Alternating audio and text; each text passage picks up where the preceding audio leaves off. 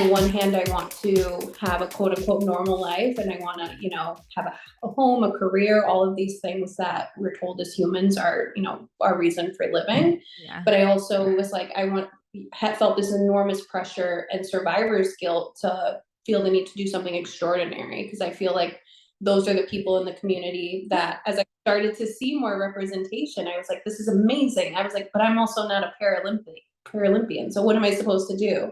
And I was like, I don't know. So I really, really, really struggled with that. And there's still days where I still do, because you do feel this pressure to be like, okay, if I'm not extraordinary, am I a good disabled person? If I'm not an advocate, am I a good disabled person?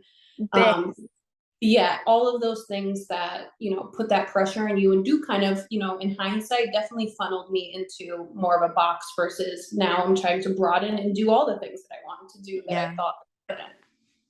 I honestly think that is such like a nugget of gold for disabled people, is that you don't have to be a Paralympian. You don't have to be inspirational. Like, you do not have to be like this crazy, inspirational, successful individual. Like, you can just exist.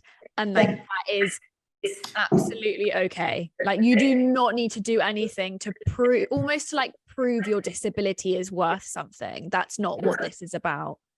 Yeah, exactly. And I think that, especially as, again, like, I started to see that representation, like I'd see people on the Ellen show and like on, all these like talk shows, and I'm like, okay, this is amazing. Like, I would have never otherwise have seen their story, but I was like, it does, like you said, send that message. Like, if I don't become inspiration porn, is my story valuable? And does it have, is there room for it in the, big collection of multiple beautiful disabled stories that there are?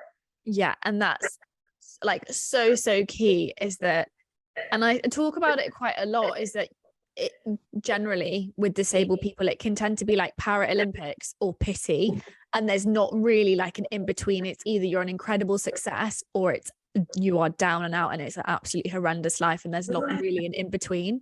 And when you say it out loud, it sounds ridiculous, but when we look at the reality of disabled people, like represented on TV, films, movie, even down to music, that disparity is so large. And that's why, like, I just want to have these chats, because actually you can be a freaking fab disabled human being and just work your 9 to 5 in a lawyer's office. If that's what you want to do, like, you go, like, you do you.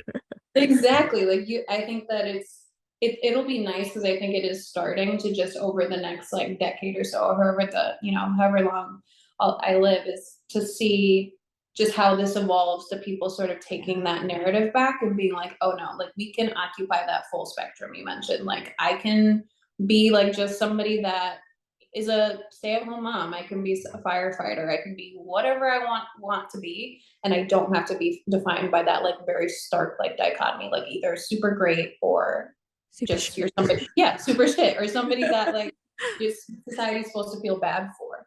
Yeah, exactly.